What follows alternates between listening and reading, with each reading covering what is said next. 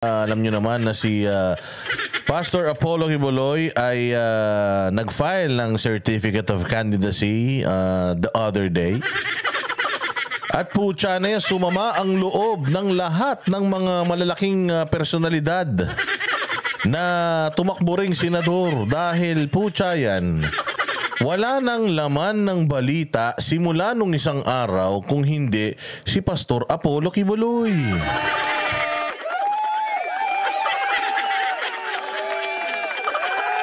Sabi ko nga sa inyo si Pastor Apollo Quiboloy lang ba ang tumatakbo bilang senador sa Pilipinas? Bakit ba kayo gigil na gigil kay Pastor Apollo Quiboloy? Tumatakbo rin naman ang senador si Sator Ocampo na guilty sa child abuse. Tumatakbo rin naman si Franz Castro na ganun din, guilty sa child abuse. Nakaso nila. Pero bakit hindi nyo binabanatan? Bakit si Pastor Apollo Quiboloy ang binabanatan nyo? Anong ibig sabihin yan? Malakas?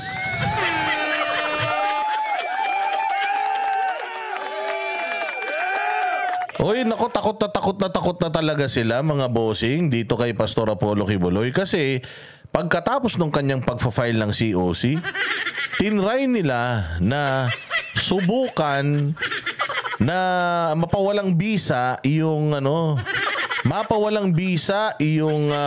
COC. Yung COC ni Pastor Apollo Quiboloy. Gusto nila kaagad na mapawalang bisa.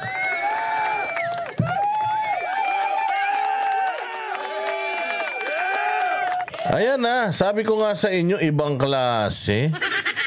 Gusto nilang gusto nila kagad na, na offline yata ako wait lang yung internet ko kamusta naman?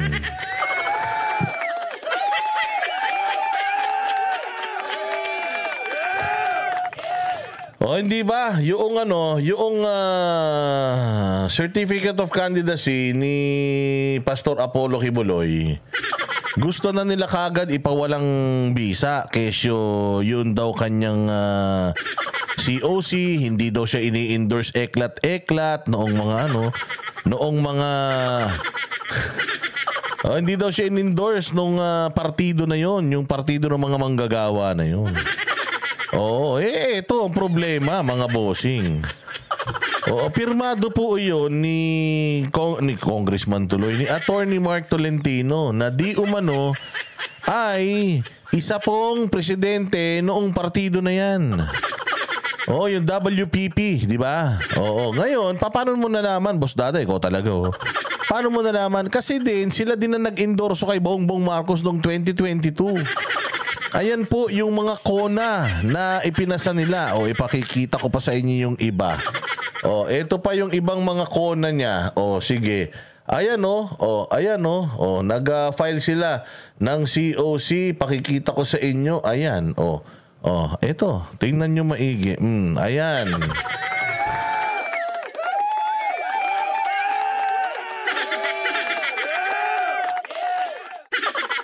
Ayan signing of Certificate of Nomination Acceptance for the official candidates of Labor Party Philippines, eklat-eklat. Ayan napakaraming mga kona. Certificate of Nomination and Acceptance. Napakaraming kona niyan na pinirmahan nila. Pinirmahan niya noong 2022. Ibig sabihin siya ang presidente nito.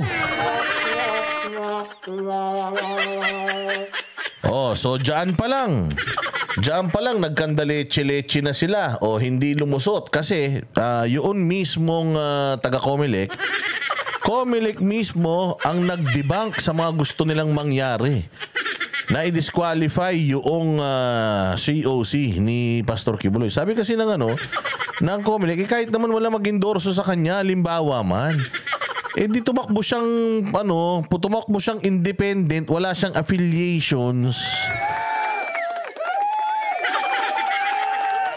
So ibig sabihin, unang-unang attempt nila, palpak agad. Pangalawang attempt nila, eto na. Yung pangalawang attempt nila, putang ina, nakipagkutsabaan na sila sa Amerika.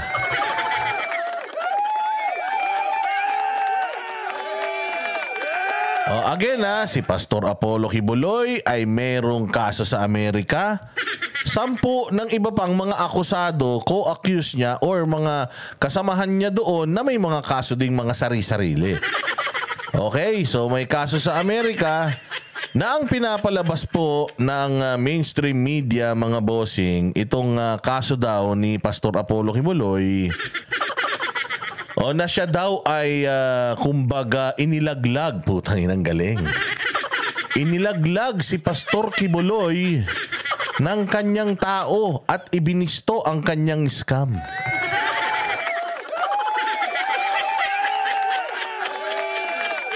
Sabi ko nga sa inyo anong unang ginawa kay Pastor Kibuloy? Unang ginawa kay Pastor Kibuloy, yung kanyang COC gusto kaagad baguhin. Sa Risa Ontiveros, nananawagan ka agad sa taong bayan na wag iboto. Do not vote for law breakers as lawmakers. Mga ganyan-ganyan pa sila. Hindi ba? So kaliwat kanan, mga bossing, yung mga pinaggagawa nilang mga propaganda, eto na naman. Putang ina, ang mga media, ibang klase talaga. Sabi ko nga sa inyo ang mga media natin talaga sa ngayon, wala nang sense of fairness. Kasi sabi ko nga sa inyo, pwede ka naman magbalita Pag nagbalita ka, buuin mo. Hindi pwedeng buod lang o kaya yung gusto mo lang na posisyon. Di ba? So ngayon, pinalalabas nila na nilaglag na daw si Pastor Apollo Kibuloy ng isa sa mga pinagkakatiwalaan niya sa Amerika na may kaso din dahil inamin daw na sila daw ay namimeke ng kasal para maging US citizen. Wow.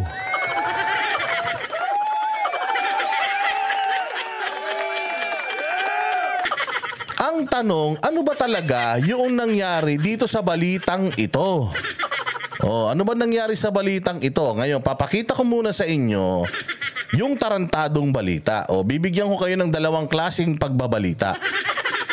Yung balita na kumpleto at saka yung balitang putang ina propaganda.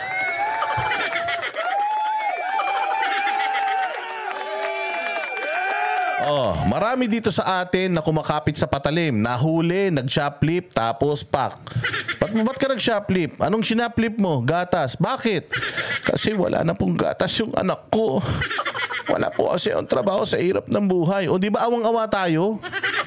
Tama ba yung ginawa niya na nagnakaw siya?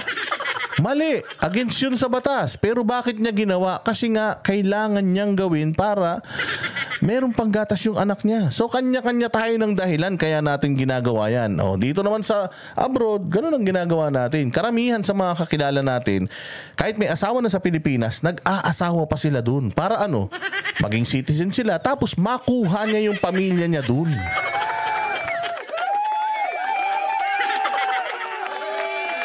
Tama? Walang problema yan. Pero tingnan ninyo yung ibinabalita ng TV5.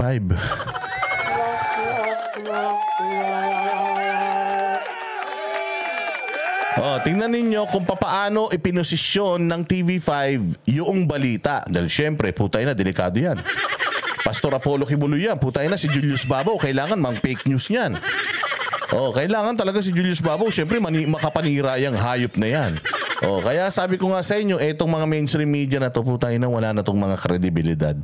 Pakikita ko sa inyo kung gaano sila katarantado sa pagbabalita. Ito i-play natin. Inilaglag si Pastor Apollo Kibuloy na opisyal ng Kingdom of Jesus Christ. Umpisa pa lang. Pagbuka pa lang ng bibig ng kupal na to. Ang sabi, inilaglag si Pastor Kibuloy ng isa sa kanyang mga administrador. Ang ina, ang galing, no? Inilaglag, puta ragis yan. Inilaglag daw si Pastor. Ang ina niyan. Sabi ko nga gago So yun yung una, inilaglag. Ano pa yung sumunod? Sa Amerika, inamin niyang namemeke raw sila ng kasal at divorce para maging permanent resident ng Amerika. Inamin niyang namemeke sila ng kasal at divorce para maging permanent resident sa Amerika. Again, ang tanong ko, si Pastor Kibuloy or yung sino ba pangalan nito? Yung administrator ba ni Pastor Kibuloy sa Amerika lang ang gumagawa niyan? Sa history ng Amerika, sa history ng Pilipinas, si ano lang? Yung administrator lang ni Pastor Apollo Kibuloy yung gumagawa niyan? Si Ma'am Marisa? I'm sure. Hindi, di ba? But anyways, ang mali ay mali. Ang labag sa batas ay labag sa batas. Oh, bakit? Tinakbuhan ba? Tinakbuhan ba ni Marisa yung responsibilidad? Hindi ba umamin nga siya na ginagawa niya yan para maging permanent resident sila? O ang tanong nga, si Marisa lang ba gumawa niyan? At yung mangilan-ngilang mga miyembro ng KOJ silang ba gumawa niyan? Madami pa.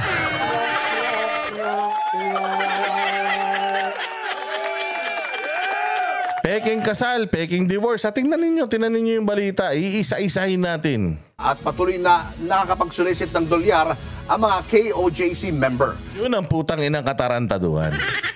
Tinan mo ang kagaguhan ha. Tinan mo kagaguhan.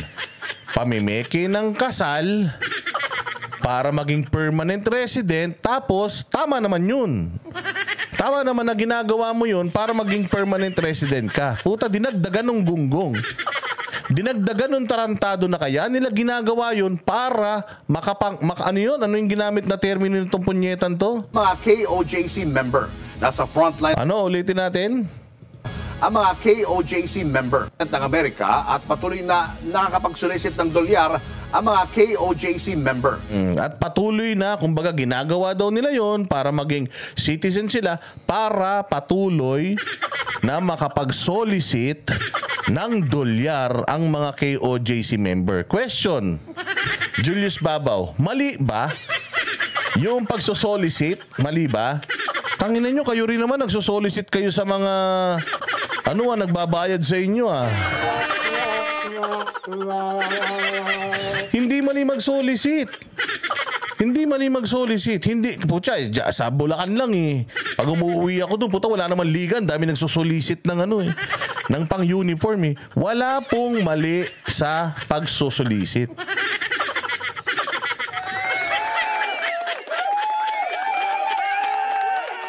Ngayon, kung yung kanilang pagsosolicit ay gawaing simbahan, walang problema dun. Karapatan nila yun. Simbahan mo rin. Nagfa-fundraising eh.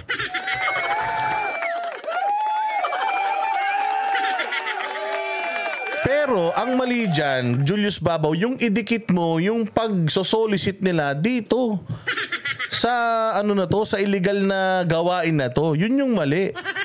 Kayo ang naglalagay ng mali siya sa tao. O, paano ko nalaman na nilalagyan lang nito ni Julius Babaw ng mali siya yung utak ng tao? O, tingnan nyo yung balita. Tingnan nyo.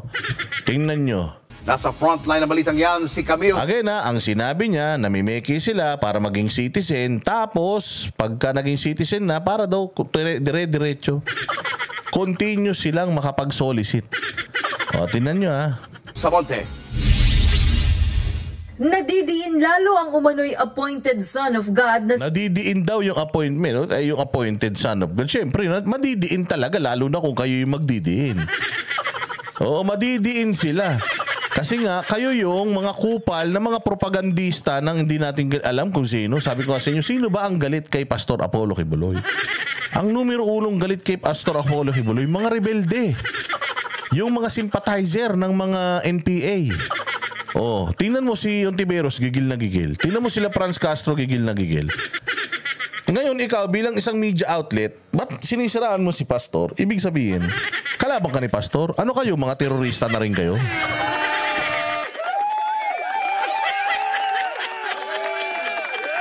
Sabi nga ni Defenders of the Sun, taga-Amerika to sa LA eh. Yung tumatakbo ang presidente, nanghihingi ng donasyon eh. Tama yun. Lahat pwedeng manghingi ng donasyon. Basta hindi ka nagnanakaw, nanghihingi ka ng donasyon, legal yan. Hindi masama yun. Depende na lang kung talagang ginagamit mo yung donasyon para sa katarantaduhan. O kaya nang i-scam ka na ng tao, hindi ka na nanghihingi ng donasyon nun. O sige, tinan pa natin yung sasabihin nila dito. Si Pastor Apollo Quiboloy. Kumanta na kasi ang matagal ng Putangin na, kumanta na. Yan ang mga ginagamit nilang salita. Kumanta na, inilaglag, ibinisto, ang kanilang scam, ganun eh. So yun yung mga ginagamit, yan yung mga tinatawag na power words na yan yung tumatatak sa isip ng tao.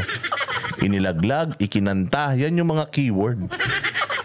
Oo, na ganyan yung mga propagandista. Kaya nga sabi ko sa inyo, kupal talaga itong mga media eh. O, kupal, bakit? Kasi bakit kayo nakikialam sa isyong pang-politikal? Pwede naman kayong maghatid lang ng balita, pero maganda yung kumpleto. Ang hinahatid nilang balita ay yung KOJC member na, o yung KOJC, yung tawag dyan, yung administrator na umamin sa umamin sa kasalanang ganito. Again plea deal. Oo, kinuha niya yung deal ng gobyerno para mas mapababa yung sentensya niya. Oh, kumbaga, tinanggap ko na lang to. Sige na, okay na yan. Total naman. Magaan na kaso lang yan kaysa naman pahirapan pa natin yung mga sarili natin. Pahabain pa natin ng pahabain. O sige na, feeling ko, ano naman maganda na tong deal na to. O, so kumbaga, ganito lang yan eh. Kung ako gobyerno, bakit ako plea bargain ako sa'yo? Ba't kita bibigyan ng deal? Oh, kung alam ko na super lakas na itong kasong hinahawakan ko. Oh, bakit ako makikipag-deal sa'yo? Kung alam kong malakas, alam kong talo ka, putangin na, ididiin kita. Pero the fact na nakipag-deal yung gobyerno sa kanya, ibig sabihin yung offer nanggaling yun sa gobyerno. Sa gobyerno ng Amerika na umaming ka lang dito sa kaso na to, which is ginagawa nyo naman.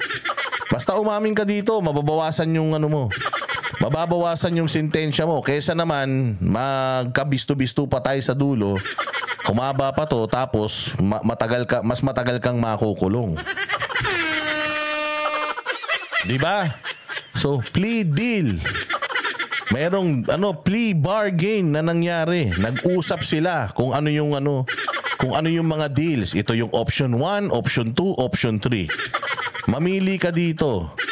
Utragis yan. Bakit ako kung ako alam kong malakas yung kaso ko, bakit ko papipiliin kita ng option 1, 2, and 3? Dudurugin kita.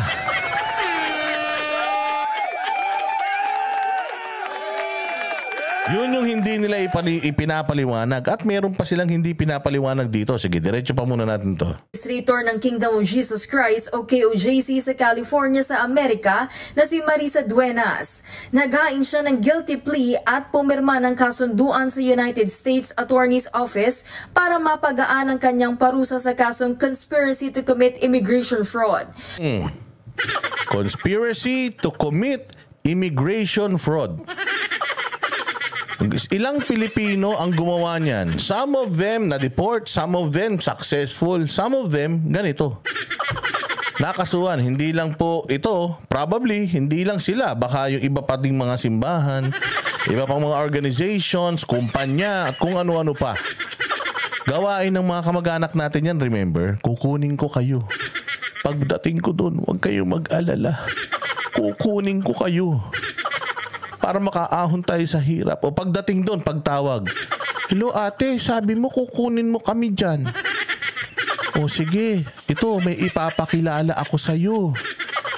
Kasama ko to sa opisina. Matanda na to.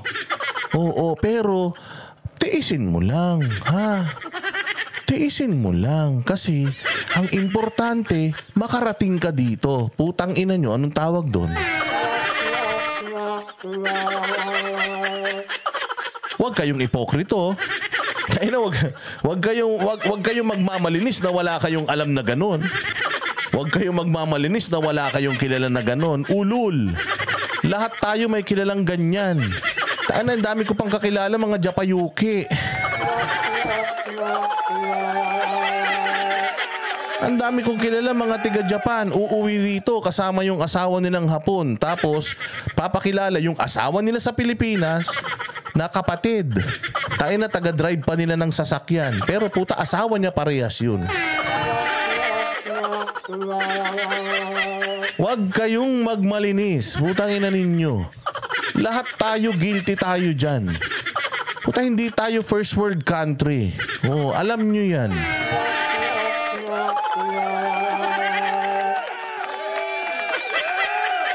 So, immigration fraud. Yun yung kaso, immigration fraud. Ha, yun yung kaso, immigration fraud. O, malinaw ha. Sila na nagsabi, immigration fraud. O, sige, diretso.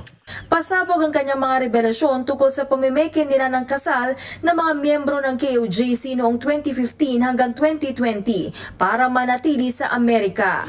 Sa 16 na pahina ng kasunduan, isiniwalat ito. Ito maganda. Kanina pa ako isip ng isip eh. Kung papaano ko ipapaliwanag to sa inyo eh, na hindi kayo masasaktan. Alam ko marami akong mga subscriber dito na masasaktan sa mga sasabihin ko. Pero yun po ang katotohanan, masakit po talaga.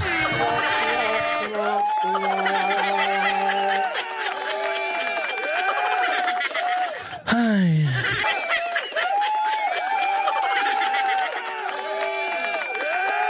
Pucha, Boss Dada, ikaw naman kasi. Yung mga nagpapakulay sa'yo, yun pang inaway mo, hindi oh. Mga legal yan, mga nagpapakulay sa akin, wala dyang dumakot ng mga hindi nila dapat dinadakot. Oh, sorry na.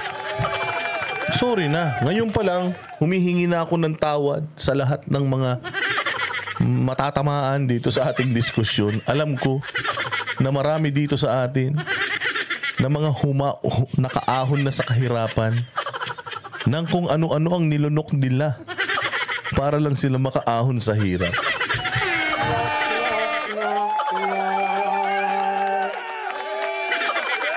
Sorry talaga. Kailangan ko lang talagang i-explain to para ma-justify natin na yung ginagawa nyo ay para sa ikauunlad ng buhay at Pilipinas. Boss, salamat sa pagpapaliwanag in behalf of KOJC. Ang galing-galing mo, boss. Naintindihan ng karamihan ng explanation mo. Putya, kailangan mo lang naman kasing i-explain ng tama eh. Yung iba naman kasi dito putay na yan magbablog, di naman marunong magpaliwanag. Oh, manood kayo kay Boss Dada.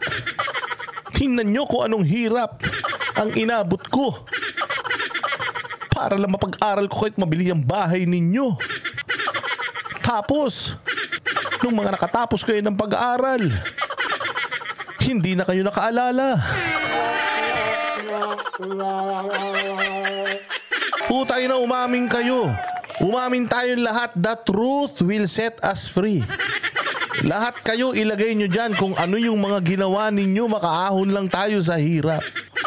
Si Ann Harot, ilang kubeta ang nililinis dyan araw-araw. Putay na yan, minsan daw. Meron pang ginto na hindi mo pwedeng ibenta. Oo, basta lang makaahon sa hirap. Lahat tayo may sakripisyo.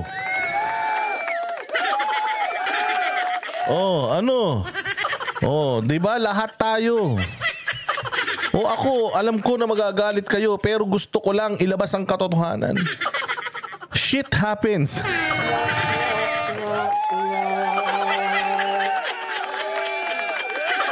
Sabi ni Marjorie Maniago, sira ulo ka talaga, Boss Dada, kaya hindi kita ma-share minsan. Hindi nyo ako pwedeng i-share. Exclusive ako. Ito na, punta na tayo dito sa natin. Huwag na kayo magtampo, please. Huwag na kayo magtampo. Kailangan ko lang ipaliwanag talaga sa mga gunggong itong issue na to. Sige, diretso. Ito na yung affidavit ni Madam. Basahin natin yung affidavit ni Madam. Tingnan natin kung nakalagay lahat ng mga sinasabi ng mga putang inang tong mga reporter na to doon sa affidavit ni Madam. Ayan yung affidavit ginamit pa nila yung affidavit para magmukhang makatotohanan yung propaganda nilang mga hayop sila. Pasok. Duenas ang modus ng religious group ni Quiboloy. Ganito raw yan, kunwaring ikakasal ang dalawang Ayan na, ang ganda. Kinuha. Arranging KOJC members to enter into sham marriages with other KOJC members who were United States citizens for the purpose of evading immigration laws. O, yun yung kanina. O, immigration fraud. Ha? O, yun yung issue. Immigration fraud. Yun yung kaso. Ha? Immigration fraud. Okay? Immigration fraud. O, sige. KOJC member, isang US citizen at isang hindi. Ang goal ay maging permanent resident. Oh, so the goal, para maging permanent resident. Does it happen? Napaliwanag ba natin kanina pa? Nangyayari ba yan? O ngayon lang?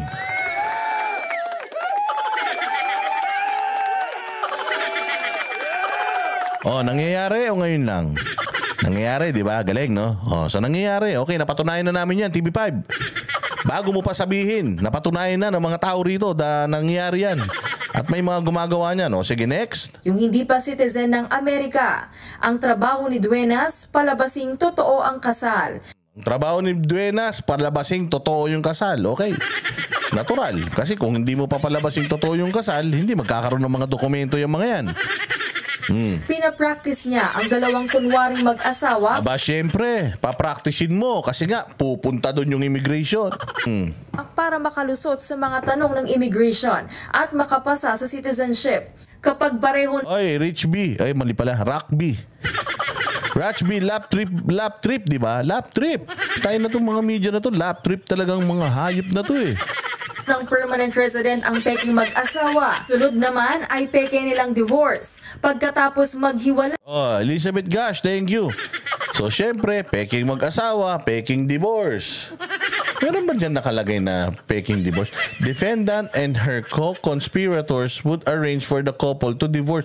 Wala naman dito nakalagay na peking divorce ha. Putayin na tong TV5 na to, loko-loko eh. Wala din naman nakalagay dyan na peking kasal. Putayin na TV5, pag peki yung kasal, hindi mo pwedeng gawan ng papeles yun. Legit yung kasal. Lihiti mo yung kasal, kaya nga sila magkakadokumento eh. Ang hindi totoo is hindi sila natural na nag-asawa. Nag-asawa sila sa papel. Ang tawag dyan, loophole. Yan po yung mga loophole ng mga batas. Kaya nga nahahanapan ng butas eh. Parang sa Pilipinas lang yan. Yung mga congressman nakakahanap ng batas na butas para makapagnakaw sila. Ganon din dyan. Butas na batas yan. Walang nakalagay dyan na fake divorce, fake marriage. Walang nakalagay na ganyan. Walang nakalagay. Ang nakalagay dyan, divorce. Asan dyan, oh? The couple, would arrange for the couple to divorce. Asan dyan yung fake divorce? Mantakin mo ang balita ng TV5, fake marriage, fake divorce. Putang ina nyo, kung fake yung marriage, di sana, hindi na yan nagkaroon ng papeles. Legal, legit yung kasal. Kaya kailangan legit din yung pagdi-divorce. Kasi sabi nyo, ikakasal sila ulit sa ibang tao eh. Which also happens.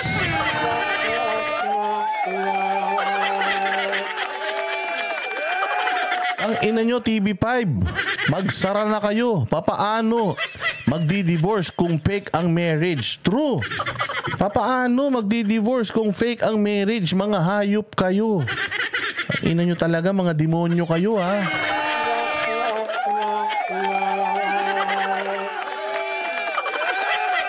Oh, sige, diretso pa natin. So, sila naglalagay, walang fake divorce. Ha? Sabi nila, ang peking kasal ay pagkatapos ng peking kasal ay peking divorce. Wala na kalagay dito, English to. No? Nakakaintindi kami ng English. Walang fake na salita dito sa, ano na to, dyan sa verbatim na yan. Oh. Wala, wala. Walang fake dyan, nakalagay lang dyan, divorce. Oh. Yun na talaga tong TV5 na to, mga ulul. Ipapaasawa ulit sila sa iba pang miyembro ng KOJC na hindi pa US citizen. Ang tanong, ayan ha. Yun lang ang nakalagay. Isinalaysay ni Madam yung kung ano yung ginagawa nila, kung ano yung nangyayari, kung ano kumbaga how they are going around the loophole. Oh, paano nila nahanapan ng loopholes? Paano nila na which is sinasabi ko naman sa inyo na nangyayari na yan talaga. And opportunity na yan na ginagawa talaga ng ibang kahit hindi lang Pilipino, kahit ibang lahi.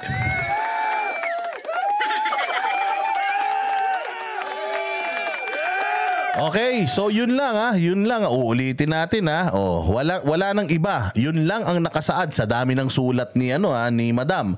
Ang kinuha lang nila yung mga gusto nilang kunin. Ano yung nakalagay? Citizenship. Kapag pareho ng permanent resident ang peking mag-asawa, sunod naman ay peke nilang divorce. Peking mag-asawa, peking divorce. Putangin na yan. Kung peking mag-asawa yan, hindi nabigyan ng papel yan. Kung peking mag-asawa yan, ba't mo pa i-divorce? Putangin na yan.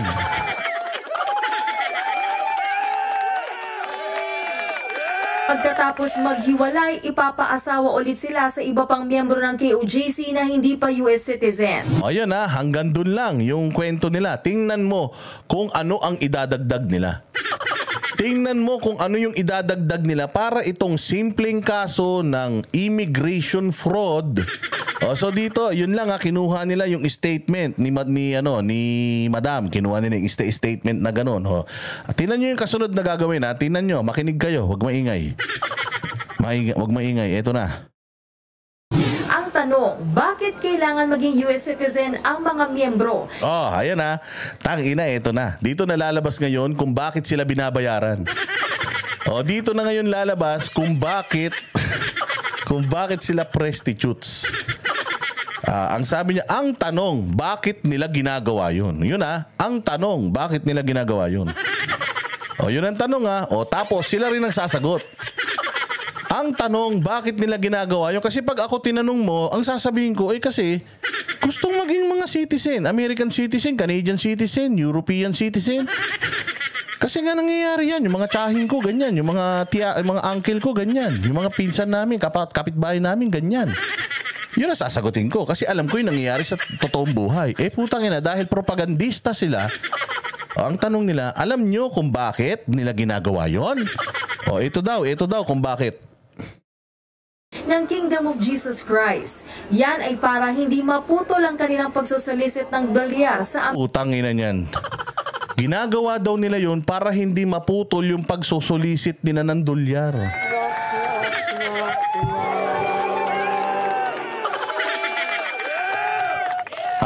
TV5, kanina kasi kinukuha nyo yung mga statement doon sa resolution affidavit o kung naman tawag nyo nun. Bakit itong sinasabi nyo? Nandoon ba yun sa sinulat nung nag-plead ng guilty?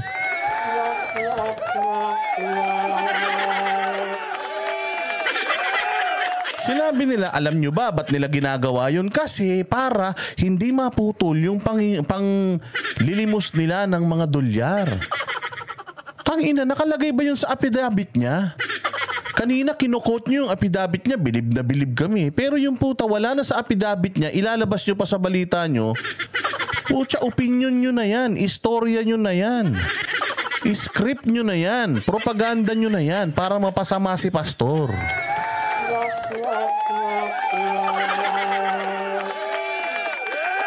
Diba? Mind conditioning na po yan. Yang ginagawa ninyo, hindi na po tamang pagbabalita yan. Kasi yan yung tinatawag na positioning. Pinuposisyon nyo yung mali. Yung propaganda, ipoposisyon nyo para puta yung mga tao magalit kay Pastor Apollo Kibuloy. Tanginan nyo. Bistado ko kayo. Bistado ko kayo, puta ina. Hindi nyo kami maloloko. Kung yung mga iba maloloko ninyo, puta hindi si Boss Dada. Takin mo, kinuha mo yung mga statement ni yung mga sworn, kumbaga paglalahad noong akusado. Tapos buta pinutol nyo, biglang gumawa kayo ng kwento na kayo-kayo lang ang nakakaalam.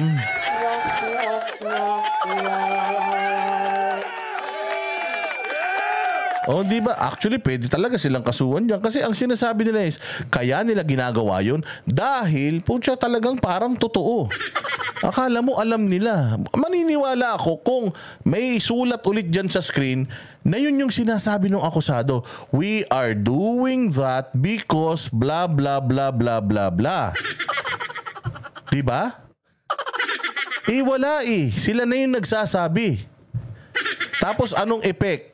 Yung picture ni pastor na naka-posas, yung naka-helmet, yung nakadamit na itim. Talagang putay na para yung mga bobo. Oo nga. Dapat hindi manalo si pastor. Kasi mga manluloko to.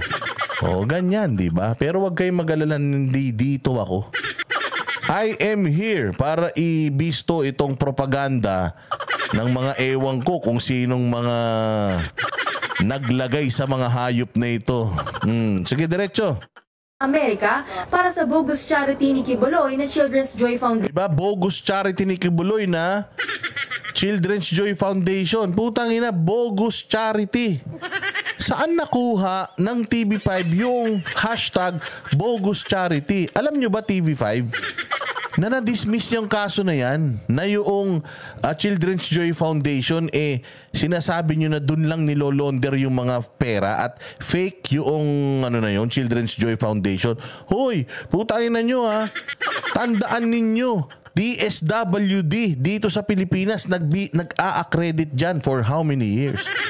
Mismong si Win Gatchalian yata yun. Meron pa siyang isang bata na inilagay dyan sa Children's Joy Foundation na pinaampon niya sa Children's Joy Foundation. Legit yung Children's Joy Foundation, nagsara lang yun dahil finreeze yung assets nila. Ang DSWD hindi na nagbigay sa kanila ng permit to operate. Utangin na nyo. Pakyo kayo. Style nyo bulo, puta, bogus. Bogus na bogus na ang tawag dyan na foundation. Tayo na dismiss yung kaso na yan dyan sa Amerika. Walang katotohanan yung sinasabi nyong bogus. Isa lang ang kaso na nag-plea ng guilty itong akusado. At again kaso lang ito nung babaeng akusado na member nila. Iba pa yung kaso ni pastor, iba pa yung kaso ng ibang tao, iba pa yun. So hindi mo dapat i-connect kay pastor itong na to. Itong issue na to dahil kaso lang ito nung ni ate. Yung kaso ni pastor dun, umaandar pa. So dito pa lang, alam mo na kaagad, bilis kilos, na talagang tinatrabaho ng mainstream media si Pastor Kibuloy, tama? Tinatrabaho talaga si Pastor. Vision. Nakakulong ngayon sa bansa si Kibuloy para sa kasong qualified human trafficking. Ayon kay Senator Risa. Ito nakakatawa. Sabi ko nga sa inyo, pag bobo, syempre, magkakasama. Ontiveros na chairperson ng komiting nagsiwalat ng pang-aabuso umano ni Kibuloy. Hihilingin nilang mapaharap sa pagdinig ng Senado ang pastor sa October 23. Sa loob at labas ng bansa, palapit na ng palapit ang araw ng pagkamit ng hustisya para sa... Gago, palapit na talaga ng palapit. Palapit na ng palapit yung araw na magiging magkaklase na kayo sa Senado. Palakpakan.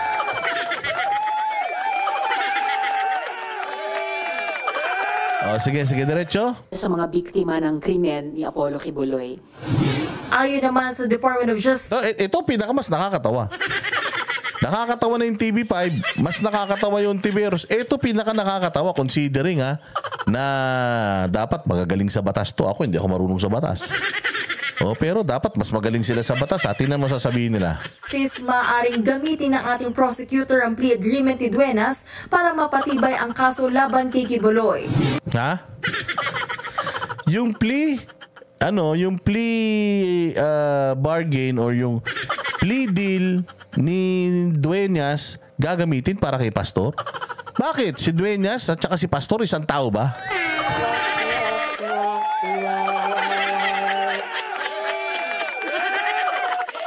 Pucha, sa batas walang gray area. Kailangan very specific yan. Kung ikaw yung kinakasuhan, kung ikaw yung nag-plea guilty, ikaw lang. Hindi pwedeng siya nag-plea guilty, yung iba guilty na din. Hindi yung ganun.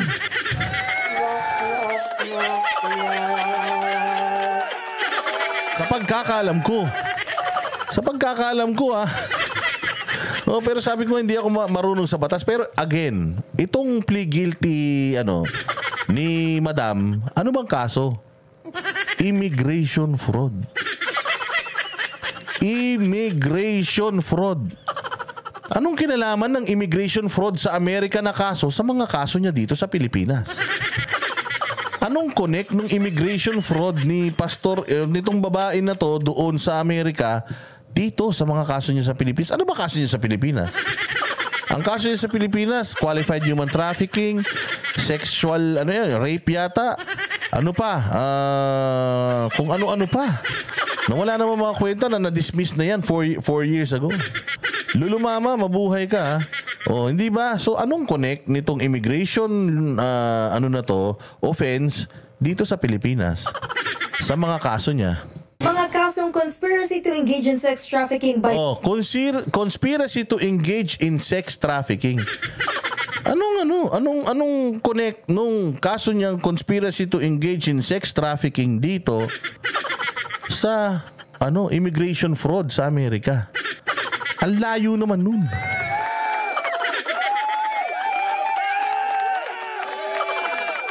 Force, fraud and coercion, and sex trafficking of children at bulk cash smuggling. Sex trafficking of children, bulk cash smuggling, ayon mga kaso niya to sa Amerika.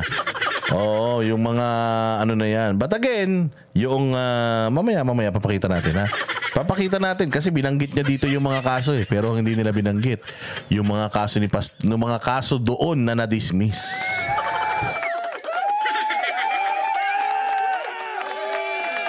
Ang hinaharap ni Quiboloy sa Amerika. Habang dito sa Pilipinas, naghain siya ng kandidatura sa pagkasenador. At itong pag-file ni Pastor Apollo Quiboloy bilang senador ay sa tingin ho ng DOJ ay isa yung parang challenge sa ating gobyerno at sa gobyerno ng USA. Oh, challenge talaga yan. Umuwi dami yung gobyerno ng USA. Punyemas kayo. Hindi tayo Amerika, tumigil ka. Yung challenge talaga yan sa gobyerno natin. Kung talagang sinong pinaniniwalaan ng tao, kung kayo ba o siya. Challenge yan talaga sa gobyerno natin para malaman kung sino talaga ang pinakikinggan ng tao, kayo ba o si Pastor Quiboloy. Na mag-file ng extradition. Nagbabalita. Tanga talaga. Mag-file ng extradition. Hamon para mag-file ng extradition. Attorney, di ba? Dapat matapos muna yung kaso niya dito bago natin siya i-extradite. Tama ba? Di ba? Di ba ganun dapat yun? Talaga naman to si Clabano. Oo. O hindi ba? Tama? O sige. Ano pa yung mga dinismiss na kaso? Forced labor at money laundering. Forced labor at money laundering. O hindi ba sinasabi nyo na yung Children's Joy Foundation diyan pinapadaan yung money laundering? Di ba? Diyan daw nilolonder yung pera.